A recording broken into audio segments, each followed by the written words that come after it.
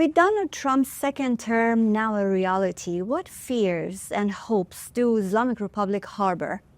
Will we see the introduction of new, more sophisticated sanctions, and how effective might they be in shaping the region's future?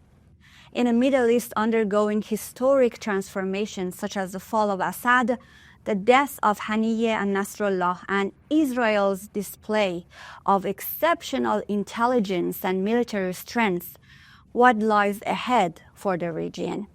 Join me as I explore these critical questions with Dr. Patrick Clawson of the Washington Institute.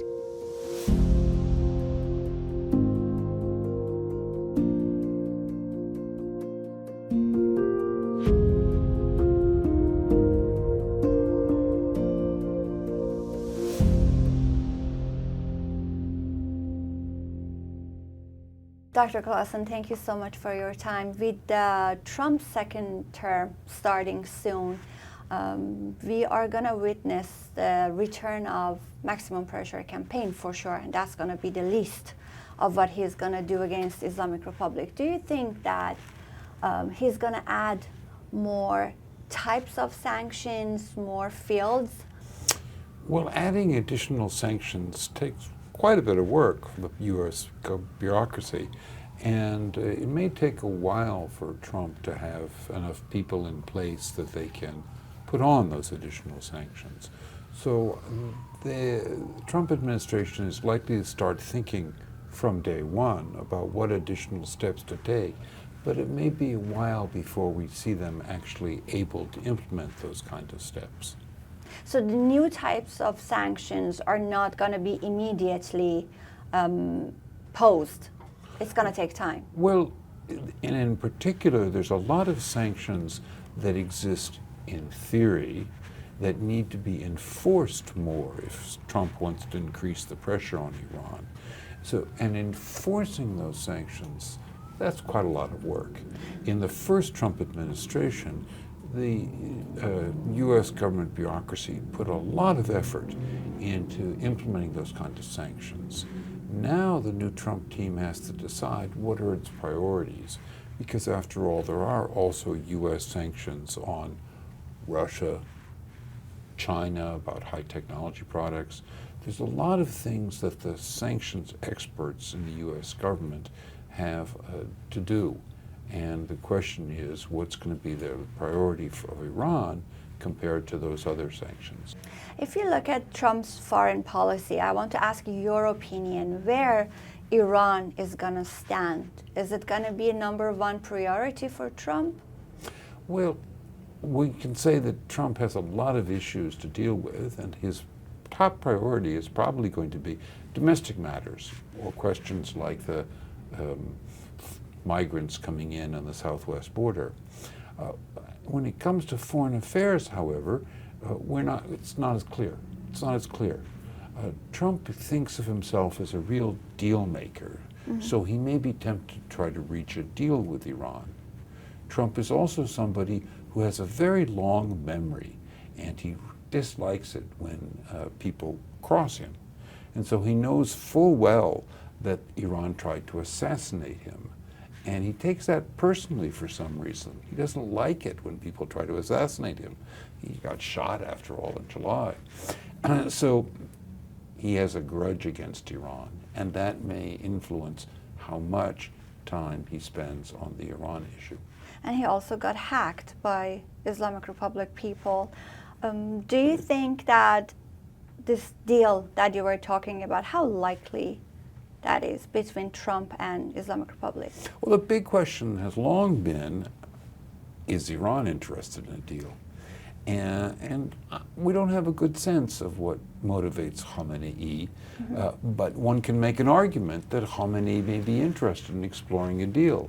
After all, Iran's had a pretty tough time the last few months. If we look at what happened to Hamas leader being assassinated in downtown Tehran, or we look what's happened to Hezbollah. Once upon a time, Hezbollah's missiles looked like they were a very powerful deterrent against the Israelis. Not any longer. And of course, Assad fell. And there were the Israeli attacks on Iran's missiles, and Iran's missiles don't look like that big a threat any longer to the Israelis. So one can tell a story about why Khamenei should be interested in a deal. On the other hand, Khamenei is the kind of person who thinks that compromise is the start of a slippery slope, and it's very dangerous. And Khamenei's general attitude is when slapped, slap back harder. So we can't tell. We can't tell what Khamenei is going to do. And also, Dr. Clawson, the Qasem Soleimani's story is there as well. Trump administration was in charge of that killing, and he was like Khamenei's son. He was #1 in Islamic Republic, and Khamenei, the first and the only time we saw him weeping was when he was doing the prayer over Soleimani's corpse. Do you think he's going to forget about Soleimani's killing by Trump administration? And because one time I remember he said that he's never ever going to talk to Trump administration because exactly the reason they killed Soleimani. And the officials of the Islamic Republic have a long history of doing things that they say they will never do. And so just because Khamenei cares a great deal about Soleimani's death, and just because he said, I'll never deal with Trump, it doesn't mean that he Okay, won't so vote. they are pragmatists. That's what Well, you're trying to say. Do you think now it's time? At times they bend to reality. I mean, clerics, after all, have a long history of being quite prepared to bend to reality. And it's time for now for them. As I say, I can tell a good story as to why Khamenei should want a deal, and I can tell a good story about why he would refuse a deal. We don't know what he'll do. Okay, and then where Israel and European countries, especially Britain, France, and Germany, are gonna stand if there is gonna be a deal between Islamic Republic and Trump administration? The interesting phenomenon of the last couple of years has been that the European countries are, if anything, more upset about Iran than the U.S. government has been. Iran's open intervention on Russia's side in the war with Ukraine really soured the opinion of European governments about the Islamic Republic. And so many of the European governments are very concerned about the progress of Iran's nuclear program and are quite prepared to consider tough stances against it. If Trump does a deal, then he's going to have to sell this to the European countries. I think they would accept it, but he's going to have to sell it to the European countries. Dr. Clawson, do you think that Trump administration is going to back Netanyahu's plan in attacking Islamic Republic's nuclear facilities and sites? Well, Mr. Netanyahu, despite his reputation of being fierce, has actually always been quite cautious.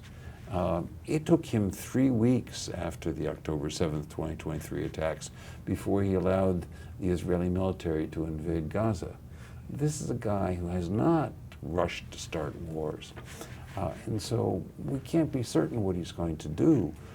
But on the other hand, it is also the case that Israel's military has had a lot of successes recently. Some very surprising things like the pager attacks against the Hezbollah people.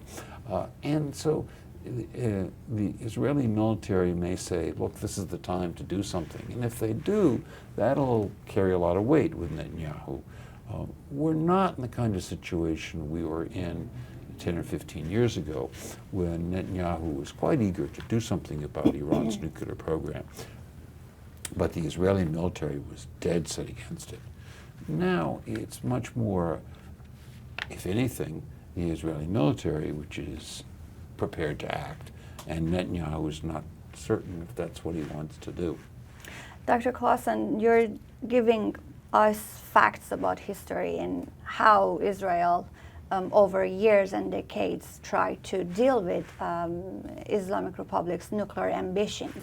Observing history, do you feel like we are getting very close to this final battle between the two countries if you go back to 10 years, 20 years, 30 years, and how these two countries were always, had this war in shadow. Well, both the Islamic Republic and Israel are countries with a long sense of history. So there's never a final battle. There's always going to be something. Even if Israel were to hit Iran, there'd be a day after, and then we'd still have to maneuver. I would say that Iran has been working on its nuclear program now for more than 20 years, which is a remarkably long period of time not to have achieved a nuclear weapon. And they're getting close to a situation where they could have a nuclear weapon very quickly. I suspect that in the political maneuverings in Tehran, that there are going to be some people who say, let's go ahead and build that bomb. And I am concerned that particularly in what's likely to be a rather unsettled situation after Khamenei passes from the scene, that those who want to show we are the real tough people will persuade the system that Iran needs a nuclear weapon. So after Khamenei's passing, you think it's possible that it's going to get worse, everything in Iran, with more ambitions to acquire a nuclear bomb? Well, I often say that we can be confident that Iran is going to have regime change quite soon, because Khamenei is going at some point to die, and when he dies, the regime is going to change. That doesn't mean it's going to get to be better. It might get to be worse. And at the very least, it will be unsettled for a while. Mm-hmm. And in that unsettled environment, there are going to be some people whose idea about how they can advance their own particular cause is to present themselves as the most hardline people. And that is a very dangerous moment. You described Khamenei's passing as a regime change. Can you elaborate more on that? Well, Khamenei has so much kept power in his own hands. He's a micromanager, and he insists on having a say in so many questions. And he doesn't create institutions that run things after him. What he'll create is competing bodies, each of which think that they're in charge of questions, and then they all have to come to him to make a decision. So if we don't have Khamenei at the center of things, who's going to be in charge? Who's going to be making decisions? It's going to be quite unclear there for a while.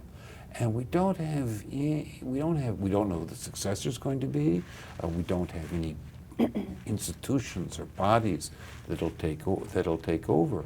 It's going to be a very different system once Khamenei is no longer there. At the moment, there are a lot of talks in media everywhere coming from officials, Israeli officials, different people, that now it's time to confront Islamic Republic, whether it's the nuclear program, the missile programs, or now that we have defeated the Iran-backed militias like Hezbollah and all of that. Now there is this talk going on. You can see it in media and everything. I want to ask you as a Westerner, I want to know this from a Western point of view. When we talk about these sort of things, events, attacking Iranian nuclear sites, etc., are we talking about regime change? Or for West, mullahs are fine, let them be in power, but we don't want them to have missiles, we don't want them to have a nuclear bomb. What are we talking about here? Well, certainly the attitude of Mr. Trump and his focus on making America great again is that he doesn't want to get involved in foreign situations if he doesn't have to. Look at how he reacted to Assad's fall. This is not our business, let's stay out of it. So he is quite prepared to live with a variety of dictators. Think about his meetings with North Korea's leader, Kim Jong-un. So while he has not got any hopes that Iran's going to become a friend of the United States, and he has quite a good understanding that Iran is going to be the Islamic Republic is going to be hostile to the United States, his attitude would be, that's not my business. What I care about is, are they going to take actions that hurt U.S. interests? And there, as you said, the concerns are no longer just about the nuclear program, but there are also concerns about the missile program, about the support for the Houthis who are attacking shipping. There's now quite a broad consensus, both in the United States and throughout the West, including the Europeans, that any deal with Iran has to be broader than just a nuclear deal. It also has to cover issues like the missiles, like the Houthis and other groups that are attacking Western interests. All of this, it seems that all these efforts is to force the Islamic Republic of Iran to change its behaviors, whether it's reach a deal. Inside the deal, you have to put conditions. You're forcing a government to act in a certain way or change its behavior. Also, sanctions are tools to force a government to change behavior. Do you think Islamic Republic in its essence is capable of changing behavior? Was there any time during history that you see a good behavior from Islamic Republic? Well, we see quite a different approach of the Islamic Republic on many issues at home and abroad after the end of the Iran-Iraq War. There really was a second Islamic Republic after and what Khomeini has wanted to do the last few years is have another Islamic revolution. So he gave a speech which we did not pay that much attention to a few years ago, in which he talked about the need for a new Islamic revolution. And since then, there really has been a much more dogmatic and ideological leadership that's risen in many areas of life in Iran. So Iran can change, not necessarily for the better, not necessarily for the better. And do I think that the Islamic Republic will ever be an ally of the United States? No. But could there come a situation in which post-Khomeini, the government decides to concentrate more on issues at home and less abroad? Possibly, possibly. I don't think that the current leadership of the Revolutionary Guards is interested in any kind of liberalization. Quite the contrary. I think the Guards have spent years carefully vetting people who join the Guards to make sure that they are more rigid and more ideological than the people of 20 or 30 years ago. So I want to ask you about Syria now. What do you think about Syria? Well, what happened in Syria was very much the product of the efforts of the Syrian people. Yes. And not because of international intervention.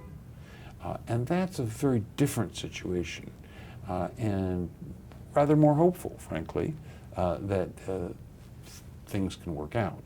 But Syria has long been a very fractured country.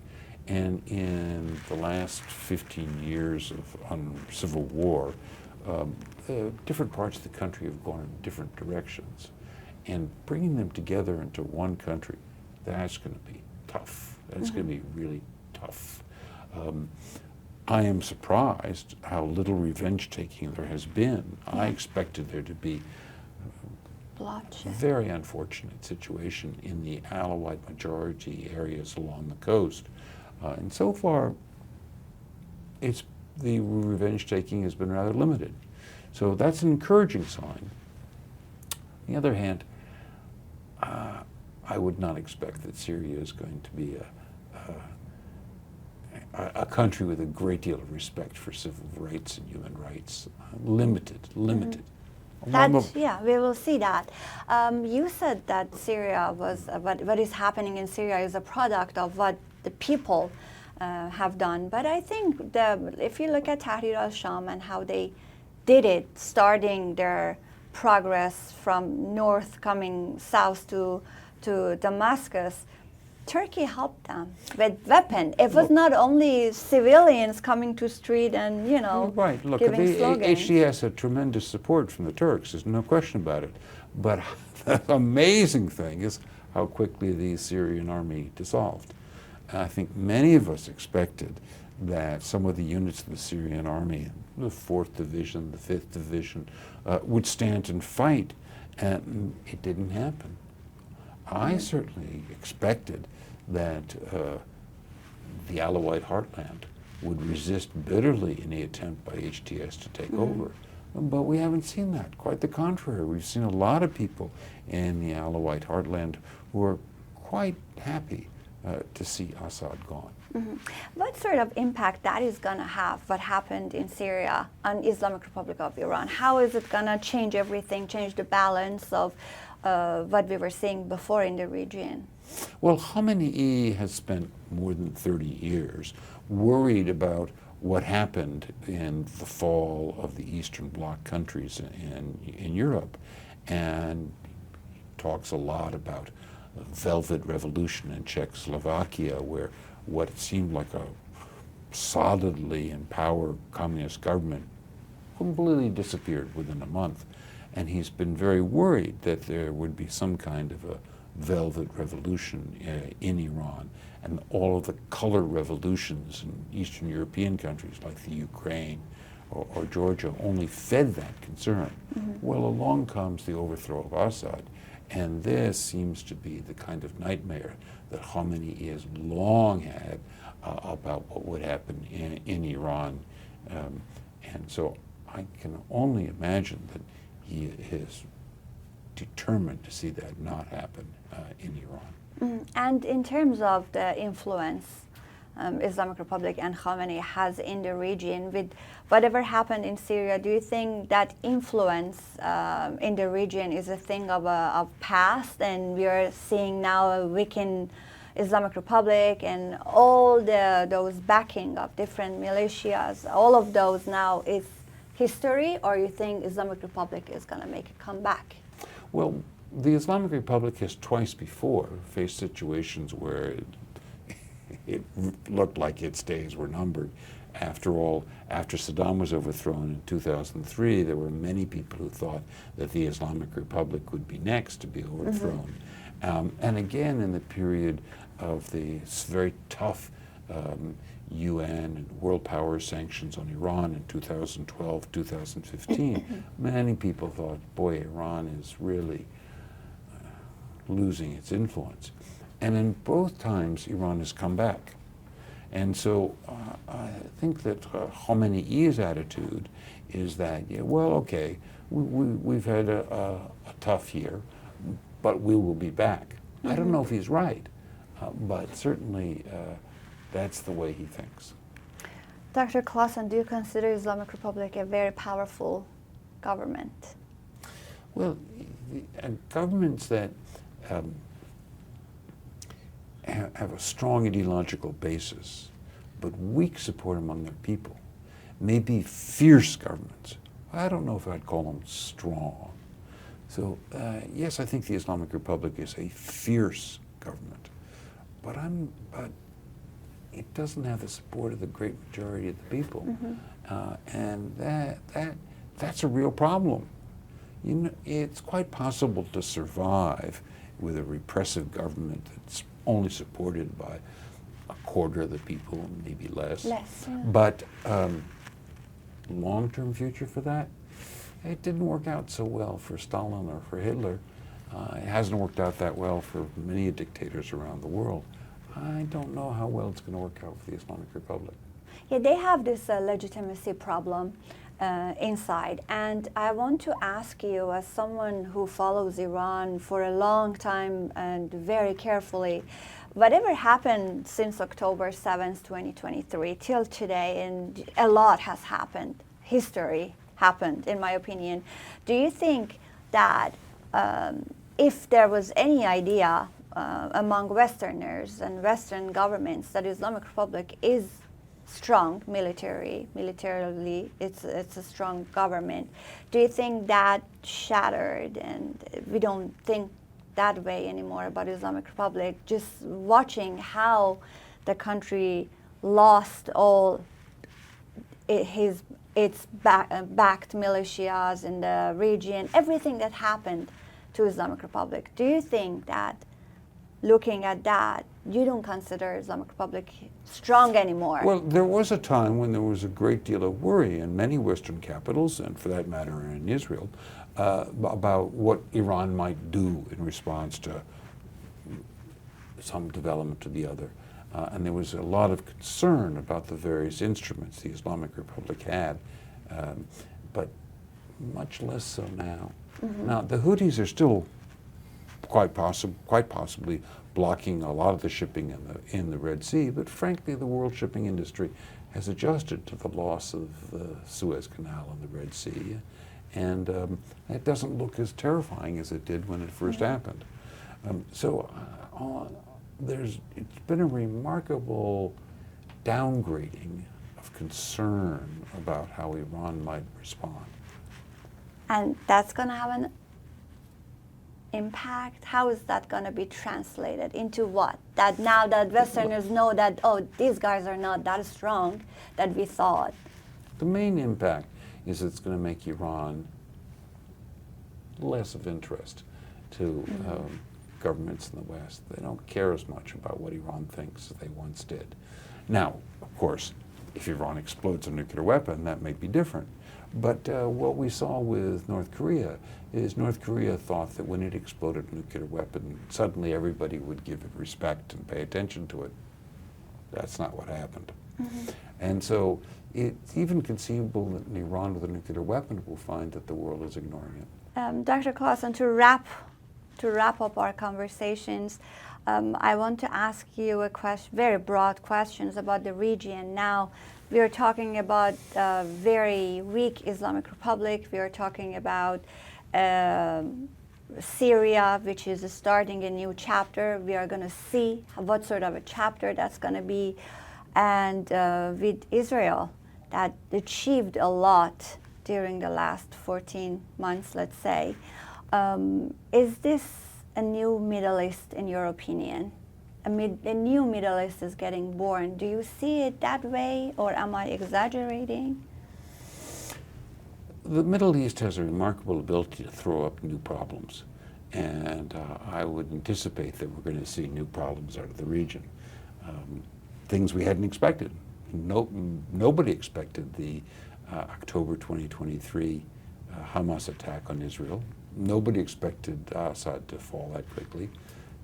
Who knows what's going to happen next in the Middle East? But I suspect it's going to be there's going to be more surprises coming from the region. And Islamic Republic is going to be part of that region, you think, let's say in 1 year? Well, the surprise regarding Iran over the last 18 months has been that Iran 18 months ago looked very strong, looked like it was doing very well at home and abroad. Not now. And so we'll see where we are in 18 months, but frankly, it would take much better management than Iran has had recently for Iran to be doing well. Thank you so much, Patrick Clawson. Thank you. Thank you.